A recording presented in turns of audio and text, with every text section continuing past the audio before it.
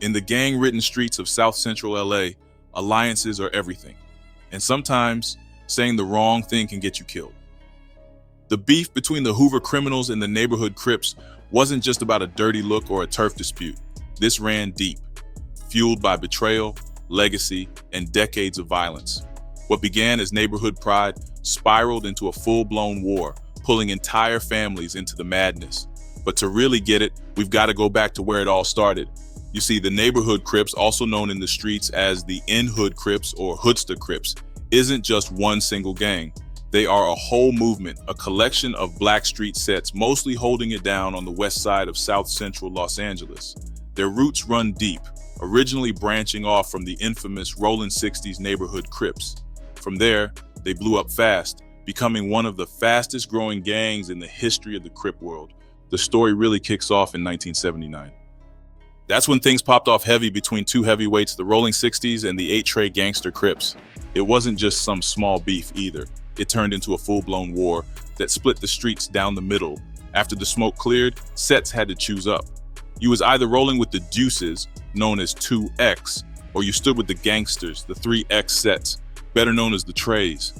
That 2X and 3X split, it wasn't just numbers, it represented a deeper alliance. The deuces lined up behind the Neighborhood Crips banner, while the Trays rolled with the 8-Tray Gangster Crips side of things.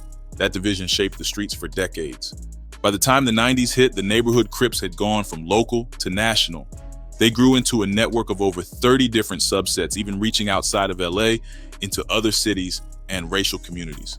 Now, it's important to know, just because a gang rides under the 2X flag don't mean they all call themselves Neighborhood Crips. Sets like Raymond Avenue Crips, Hard Time Hustler Crips, Gear Gang Crips, and West BLVD Crips, they all fall under that 2X alliance, but they keep their own identity. Then there's the Menlo Crips. Their story's a little different. Back in the 1970s, before they even went by that name, they were known as the Menlo Boys. They held down their turf around 65th Street from Hoover to Vermont, right near Menlo Avenue. At the time, it was more of a neighborhood crew than a full-blown gang, but the streets were already starting to shift. By the early 80s, the Menlo Boys were moving different. They had a decent relationship with some of the major sets around them, the 52 Hoover Gangster Crips and the 59 Hoovers. But peace on them blocks never lasted long. A few clashes with the 59 Hoovers flipped everything. That's when the Menlo Boys made a call. They dropped the boys and started banging under the Crip flag. That's when the Menlo Crips were born.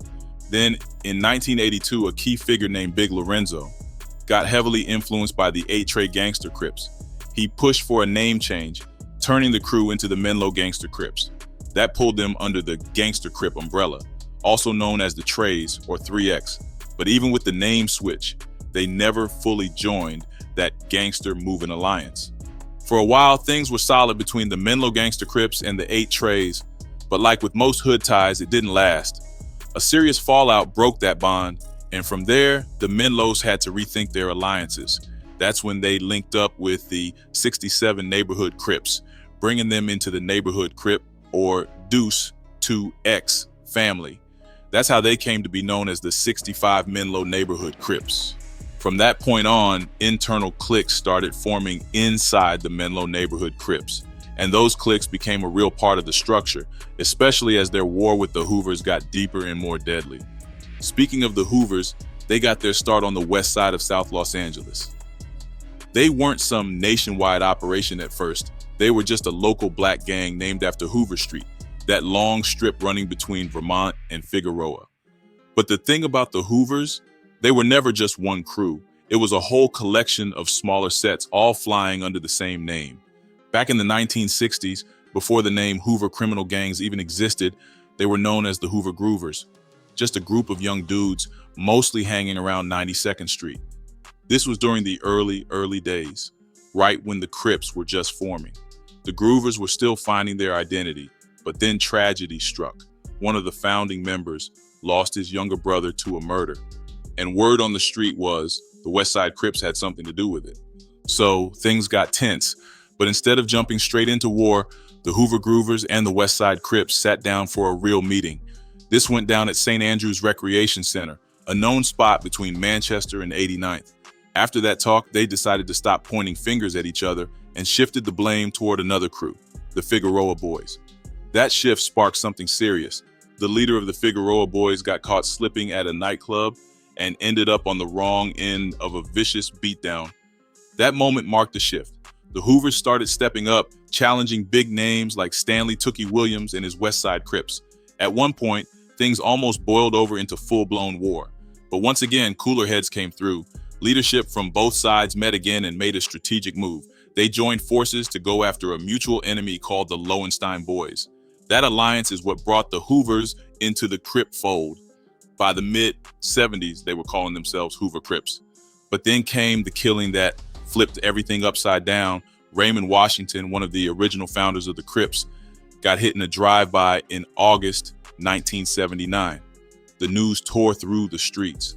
Rumors started flying and the East Side Crips pointed fingers straight at the Hoover Crips. That accusation lit the fuse for a deep, bitter feud between the Hoovers and Crip sets still loyal to Raymond Washington. Even though he wasn't as tied in with the West Side by then, his name still held weight. And that death left a scar that never really faded. By the time the crack era was tearing through South Central L.A. in the 1980s, the Hoover Gangster Crips had already made a name for themselves as one of the most feared and active gangs in the streets. These weren't just local corner boys. They were deep in the game, knee-deep in substance money and violence, and their name rang bells far beyond Los Angeles. As the decade rolled on, Hoover members started branching out, taking their hustle across state lines and even overseas, trying to turn street rep into an empire. By the mid-80s, the Hoover Gangster Crips had a reputation that had the streets talking. If shots rang out or a body dropped, people pointed fingers at them first. Their name was tied to raw violence and nobody wanted smoke with them. But then came the fallout. Late in the decade, the Hoovers found themselves beefing with just about everybody. Other Crip sets like the East Coast Crips, Main Street Crips, Rolling 60s, and the Rolling Hundreds were all lining up on the other side. So when the 90s hit, the Hoovers made a bold move. They dropped the Crip label completely and started calling themselves Hoover Criminals.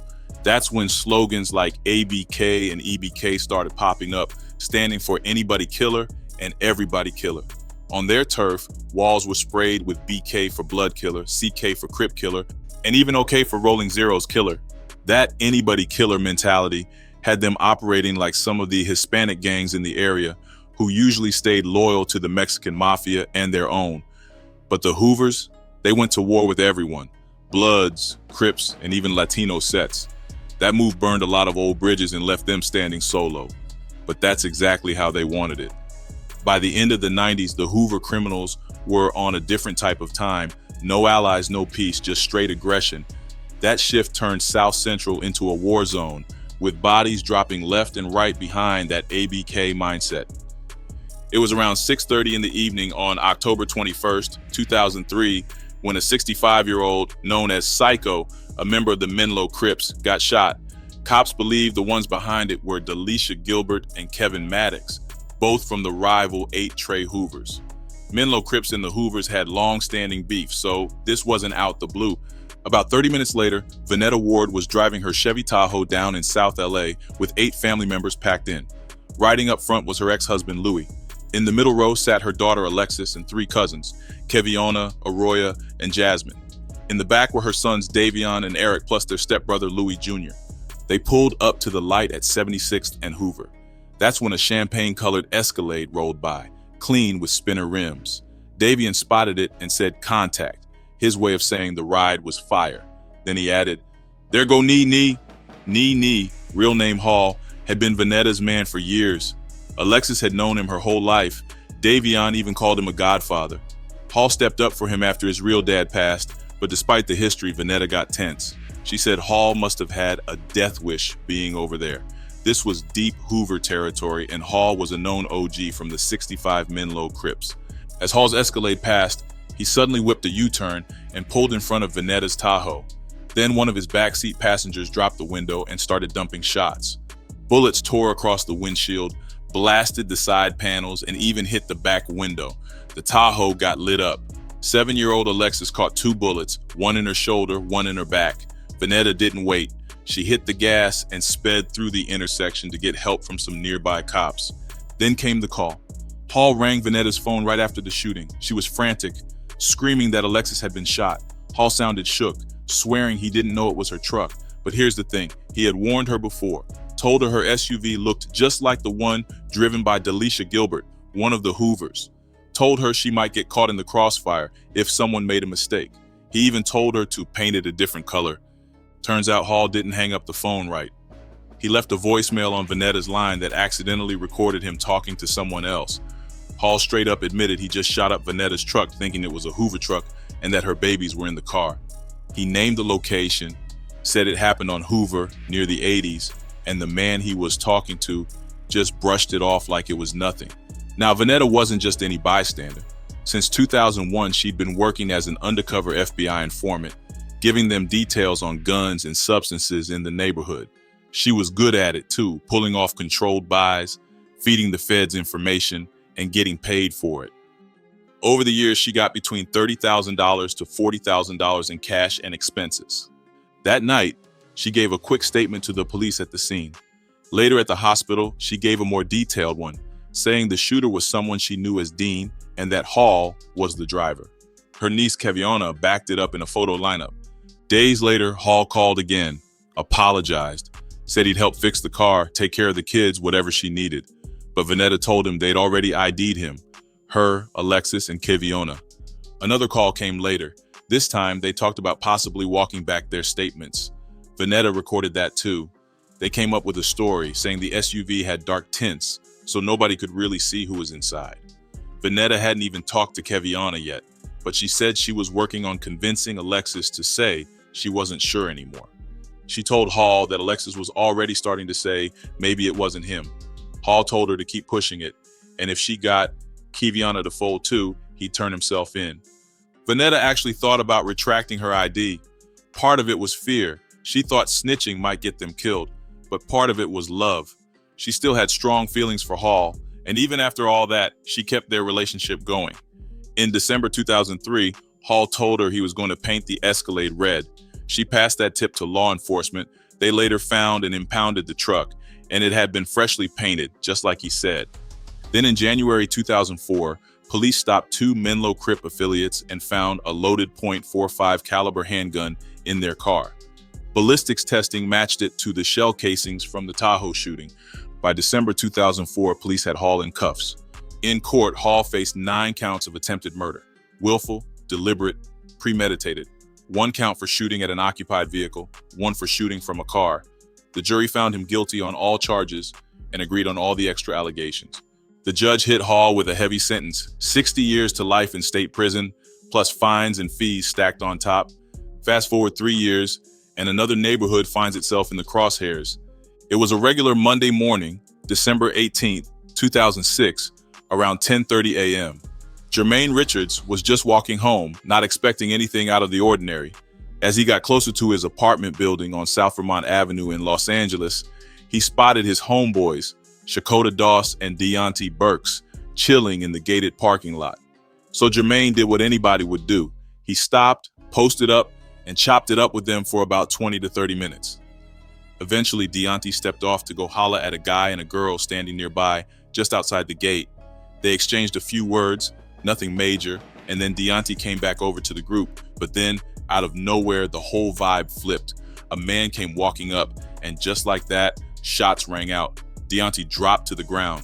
Jermaine didn't waste time. He dashed into Shakota's apartment and called the police. Luckily, neither Jermaine nor Shakota got hit. When LAPD pulled up, Jermaine gave them a rundown. The shooter was tall, about 6'1" or 2", skinny, dark-skinned, rocking a puffy blue Dodgers jacket and a blue beanie.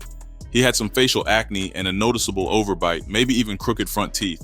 Jermaine even said the dude looked like a square button, basically a computer nerd, and was definitely over 21. But despite all that, Jermaine wasn't confident he'd be able to pick the shooter out if he saw him again, and sure enough, later on, he couldn't ID anyone from the photo lineups, but the case didn't stay cold for long. LAPD got their hands on surveillance footage from cameras posted around the building. The tape showed a green car rolling east on 80th Street right before the shooting and then heading back west right after. Suspicious? Absolutely. Then 8 days later, on December 26th, a break came out of nowhere. Sergeant Frederick Reynolds with the L.A. County Sheriff's Department arrested a woman named Patricia Brown on some unrelated robbery charges. While interviewing her, Reynolds casually asked if she knew anything about other crimes, and that's when everything started to unfold. Patricia told him straight up, Jelks was the shooter and Hutchinson was behind the wheel during the hit. That tip got passed along to Detective Luis Romero with LAPD, and just like that, they had their first major lead. The next day, December 27th, Officer Gilberto Gaxiola was patrolling around 66th and Vermont. He spotted a Lexus that matched the description from another shooting. He pulled it over and identified the driver, Hutchinson, and his two passengers. All three admitted they were part of the 65 Menlo-Crips. Officer Gaxiola took photos and filled out ID cards, but he let them go. Fast forward to January 3rd, 2007, Detective Romero and Sergeant Reynolds sat down with Patricia Brown again, and this time they recorded everything. Brown told them she'd seen Jelks and Hutchinson at a liquor store shortly before her arrest. They were talking about the Burke shooting. Jelks told her he and Hutchinson had rolled into 8-tray Hoover territory in a blue Lexus. Jelks got out and fired shots at some 8-trays. Afterwards, he asked her to drive by the scene to scope things out. She did, and saw the whole area swarming with cops. Detective Romero later showed her a still image from a surveillance camera, and she confirmed the car in the pic was Hutchinson's Lexus. DMV records backed that up. Hutchinson was the registered owner. Then came January 5th. LAPD tracked down and arrested Hutchinson deep in 65 Menlo-Crips territory. Jelks wasn't far behind. He was picked up in the same area not long after. At trial, Patricia Brown took the stand and aired it all out. She said she used to date Jelks and knew Hutchinson through the gang. She remembered seeing both of them at the liquor store in December 2006. Jelks had asked her to drive by the crime scene, and she did, with him in the car. Later, she saw them again, and this time, Jelks allegedly told her they did a shooting in Hutchinson's blue Lexus. She told the court she was telling the truth during her interviews with Detective Romero. The jury even got to hear those recordings, but Patricia also had a whole lot of baggage. She admitted she cut a deal with the DA to avoid a much heavier sentence, 16 years instead of the 56 years she was originally facing. In return, she agreed to plead guilty in her robbery cases and testify against Jelks and Hutchinson. On cross-examination, she admitted to a laundry list of crimes, writing bad checks, forgery, stealing cars, and even said she used to lie for fun and didn't feel bad hurting people. She couldn't even remember everything she told Romero, and admitted she lied about being pregnant to get sympathy from the police. She swore she wasn't testifying to help herself, but also said she'd do whatever it took to protect her own skin. Officer Gregory Martin, part of LAPD's gang enforcement unit, also testified. He dealt with the 65 Menlo-Crips for years and knew Jelks and Hutchinson well. He said both admitted to being members and that they were still active back in December 2006. Martin confirmed Jelks had acne and an overbite. He also broke down the beef. The 65 Menlo-Crips and the 8-tray Hoovers were deep rivals. The spot where Burks got shot was heavy 8-tray territory, and at the time, both gangs were in the middle of a heated war. Martin explained that if a gang member pulled up in rival turf in a car with temporary tags during a gang war, circled the block a few times, then hopped out and started shooting, that would absolutely be a hit done to boost the gang's rep. He also made it clear Jermaine Richards, Deontay Burks, and Shakota Doss had no gang ties. As for Jelks and Hutchinson, they didn't take the stand, and they didn't call a single witness in their defense. When the jury came back, the verdict hit hard. Jelks got 50 years to life, and Hutchinson was sentenced to 35 to life. But just when you thought the chaos was over, the streets had another story to tell. It was about 1:15 in the morning, October 16th, 2011. Kevin Peary, Jonathan Rambo, and Kashawn Corbin were chilling outside an apartment building deep in Crip territory. Just regular late-night vibes, not expecting trouble. Then a car pulls up and just stops dead in the middle of the street. 3 dudes hop out, hoodies pulled tight, faces mostly hidden. One of them steps forward and barks, "What's up, blood? Where y'all from?" That's gang language, a straight-up challenge. Perry tried to keep it cool, said he didn't bang. That's how people let it be known they're not affiliated with any gang. But that didn't matter. Guns came out. All 3 men raised their pieces and just started letting off shots. In the middle of the chaos, one of the shooters shouted out, "Fuck naps!" A clear shot at the Neighborhood Crips, using a disrespectful term. And here's the wild part. Keshawn Corbin was actually with that gang. Corbin got hit multiple times and didn't make it. Rambo took 2 bullets to the leg but survived. Perry, not a scratch. Dude made it through without a single shot hitting him. After the shooting, the 3 gunmen dipped, hopped back in their ride and took off, but the street always talks, and this time, it left behind something really loud. Cops found a cell phone on the ground at the scene. Whose was it? Russell's. Perry gave police a description of the getaway car, a dark green Chevy Tahoe sitting on 24-inch rims. Now here's where it all starts coming together. Russell had caught traffic tickets before the shooting, driving a 2002 green Tahoe, same car. Those tickets linked back to Vicky Knox, believed to be Russell's mom. Cops pulled up a pic of that very ride. Perry confirmed it, dark green Tahoe, big rims, either 22S or 24S. Once Russell got locked up, the cops got slick. They planted an informant in his jail cell. What Russell didn't know was that this dude used to roll with the rolling 60s Neighborhood Crips. But in the cell, he claimed Hoover.